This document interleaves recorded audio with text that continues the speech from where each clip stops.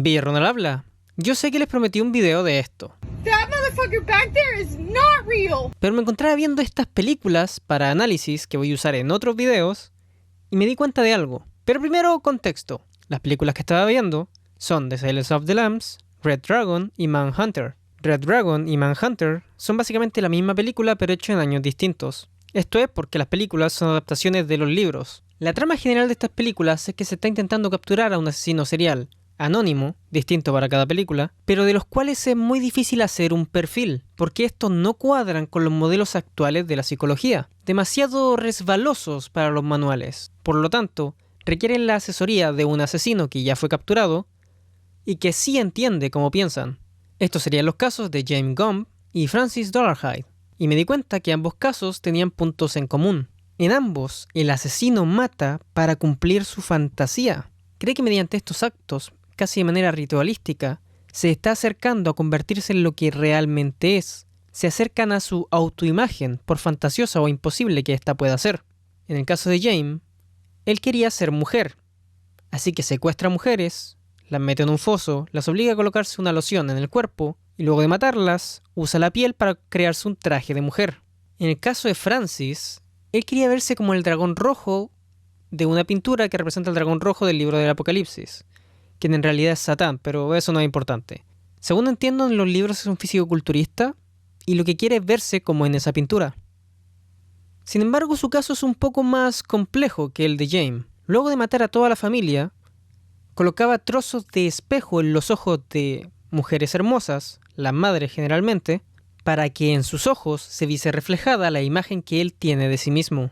Entonces en los ojos de estas mujeres aparece la imagen de cómo él cree que realmente es. Es decir, son personas con una autoimagen imposible o fantasiosa, dispuestos a matar para mediante actos casi ritualísticos cumplir con su fantasía, llegar a esa autoimagen, creyendo que es posible. En las películas, como mencioné antes, hay un tercer asesino, Hannibal Lecter, un hombre que ocultándose en la sociedad como refinado, oculto e inteligente, con una expertise en medicina y psicología, mataba víctimas en secreto para canibalizarlas, generalmente a quienes consideraba groseros.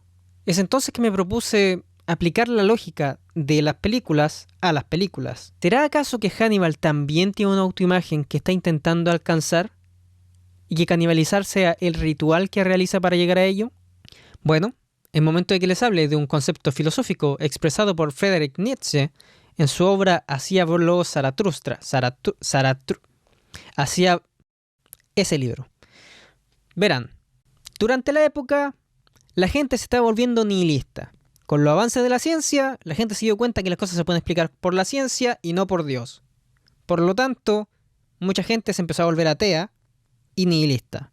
Atea en el sentido de que ya no creen en Dios, ¿por qué van a creer en Dios si la ciencia lo demuestra todo? Y luego nihilista, porque sin Dios, ¿cuál es el propósito de vivir?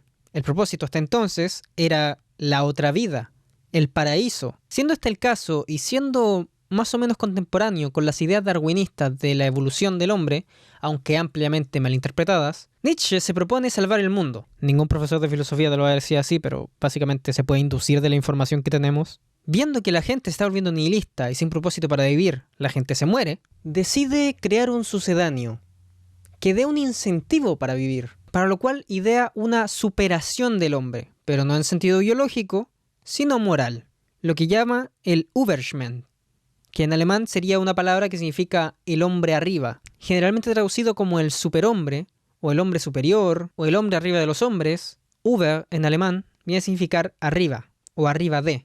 Pero sí, la idea de superior es lo que se suele utilizar. El superhombre sería por lo tanto un reemplazo de Dios, no en el sentido de que sea un Dios, sino en el sentido de darle dirección y propósito al ser humano. El superhombre es algo así como un mito, una idea para alcanzar. Tiene ciertas características que voy a explicarles en un momento. La idea es que uno quiera ser como el superhombre, pero que uno no puede alcanzar al superhombre.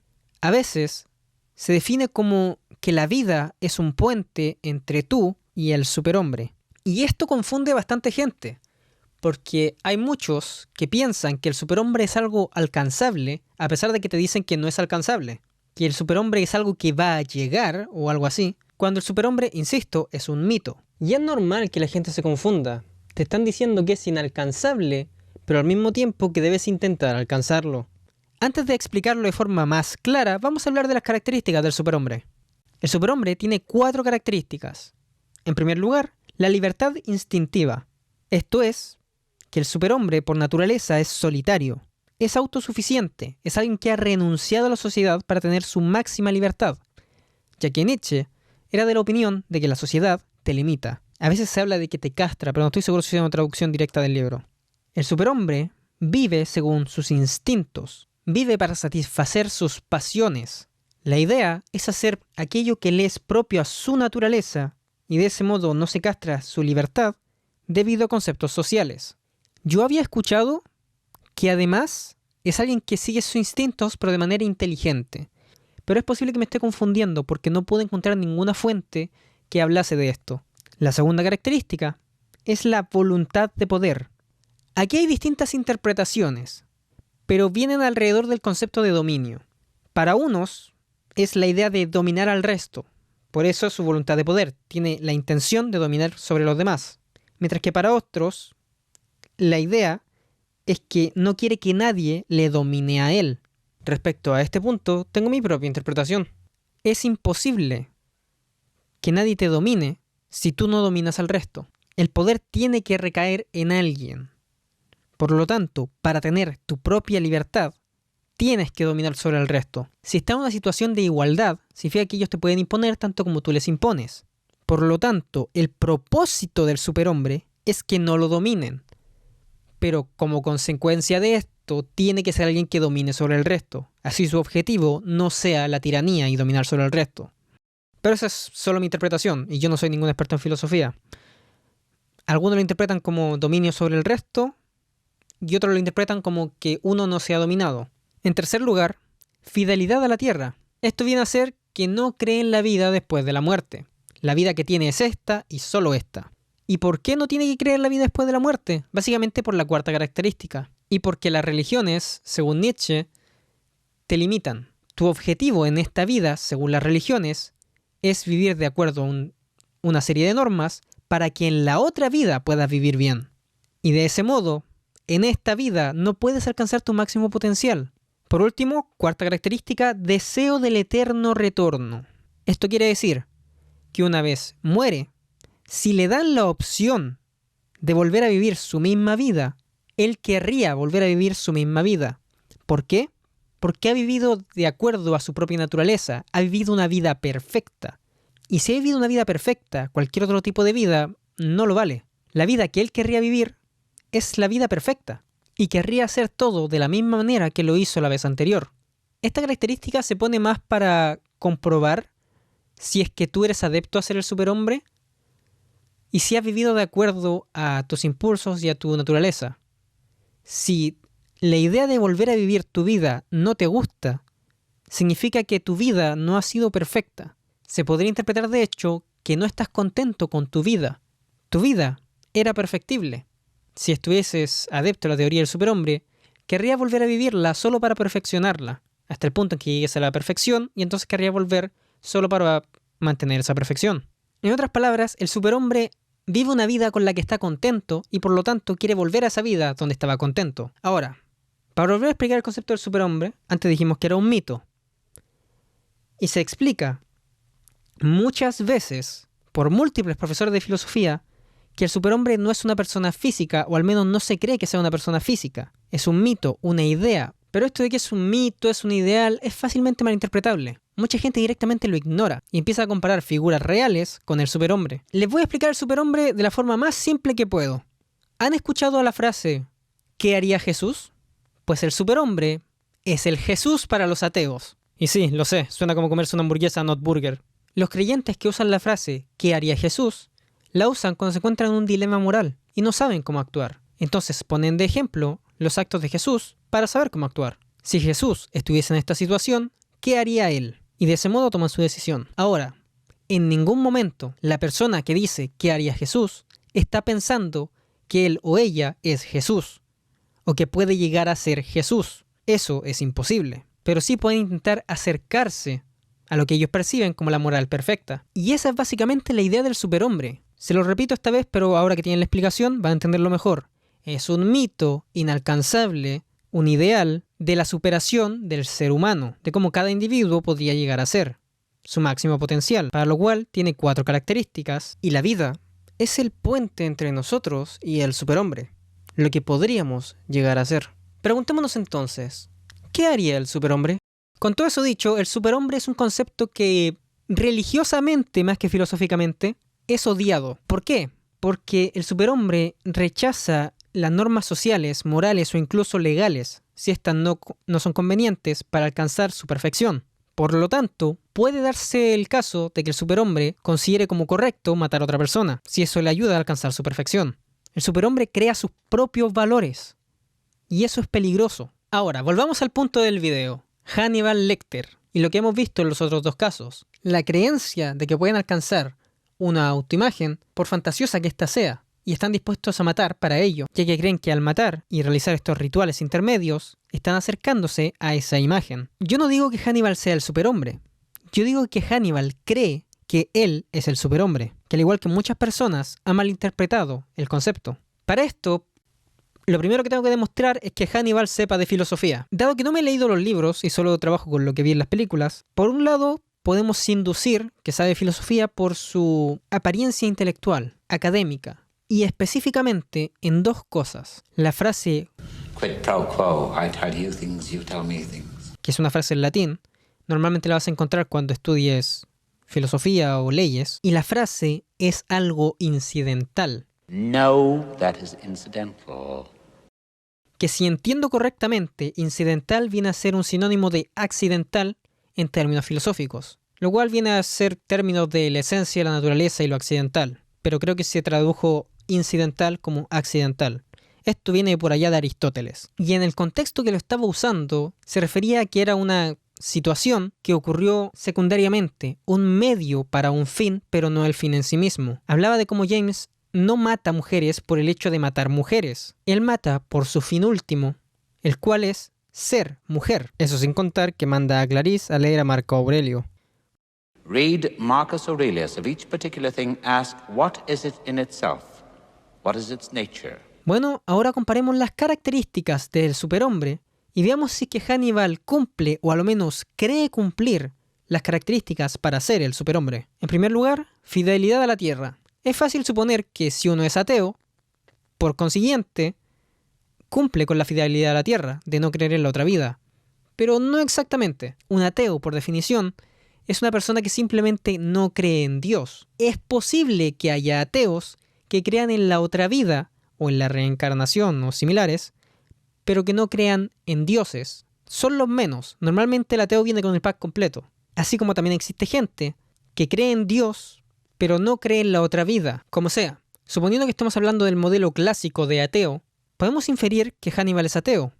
Sabemos que el Dr. Chilton lo tortura colocándole un predicador religioso a todo volumen. Punishment, you see, for MIGs. Just like that gospel program. When you leave, they'll turn the volume way up. Dr. Chilton does enjoy his petty torments. En un lugar donde él no puede acceder al volumen.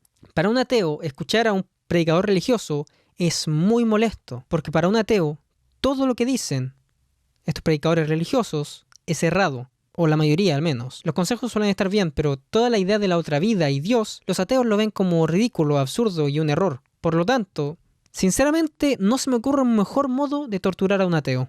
Es solo posible. Quizás él crea en Dios, quizás crea en la otra vida, pero todo me indica que en realidad es ateo. Y es por eso que odia tanto a los predicadores religiosos a todo volumen. Voluntad de poder. Esto es, una de 2 interpretaciones, y no sabemos cuál es la que toma Hannibal, o dominar sobre el resto, o que no te dominen. En cualquier caso, la vía es la misma. Tener los medios para dominar a otros. Es evidente que su estudio de psicología no fue por mero interés en la mente humana. Para él, la psicología es una herramienta. Poder entrar en la mente de una persona y mejorar su situación o empeorarla le da poder sobre esa persona. Un conocimiento básico de artes marciales, más conocimientos especializados en medicina, lo vuelven un arma muy letal, lo cual también implica dominio sobre otras personas. Esto sin contar los múltiples químicos que puede usar un médico para adormecer a una persona o adormecer su intelecto. Además de ello, sus capacidades deductivas obviamente le dan ventaja a poder sacar información de la gente y poder usarla para hacer un perfil psicológico de estas. Así también como sus habilidades de persuasión, que puede o no hayan sido mejoradas por su conocimiento en psicología. Es decir, psicología, persuasión, medicina, artes marciales, perspicacia. Parece que estoy escribiendo un personaje de D&D. Todas estas cosas le da una ventaja sobre el resto de humanos. Este conocimiento le permite tener dominio sobre otros, al menos en términos muy generales. Libertad instintiva.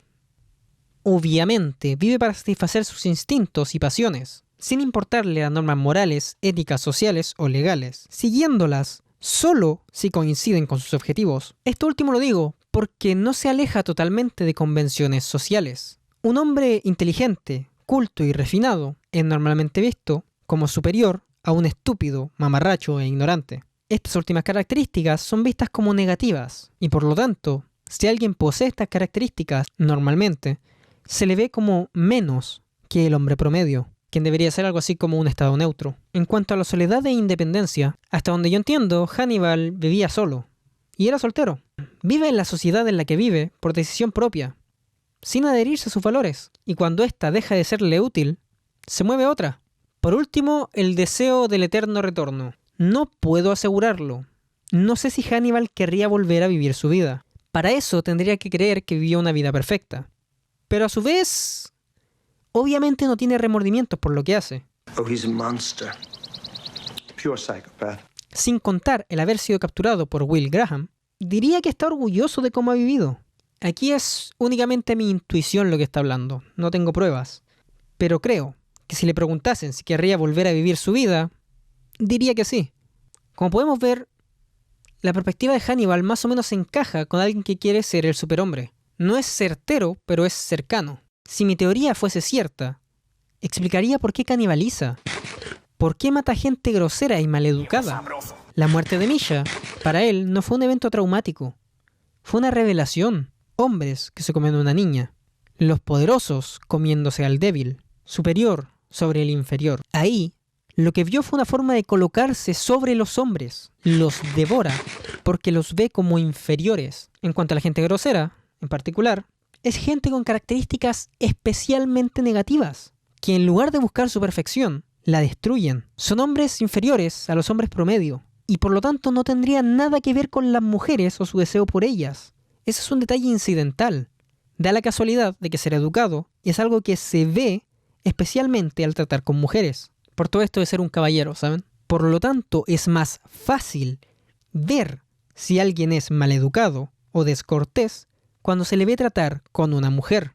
En síntesis, Hannibal Lecter, al igual que James Gunn y Francis Dolarhyde, quiere alcanzar un ideal imposible, creyendo que es posible, y cree que sus rituales, en este caso canibalizar, lo acercan a volverse su autoimagen, por fantasiosa que ésta sea. Solo que en lugar de querer ser una mujer o el dragón rojo, él quiere ser el superhombre, o al menos él cree que ya lo es. Eso es todo. Chao.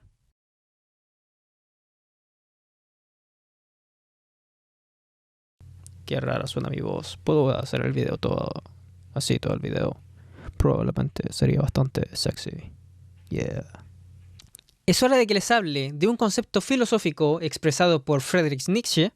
No sé hablar. Bueno, es momento de que les empiece a hablar. Bueno, es momento de que les hable de un concepto filosófico expresado por Friedrich Nietzsche. Nietzsche. Sin contar el haber sido capturado por Will Graham. Quise Graham en inglés. Sin contar el haber sido capturado por Will Graham.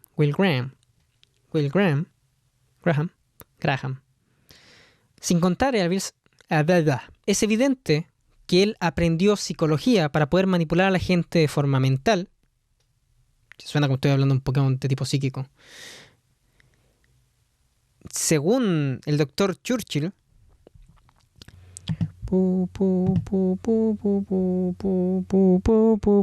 Marco Aurelio,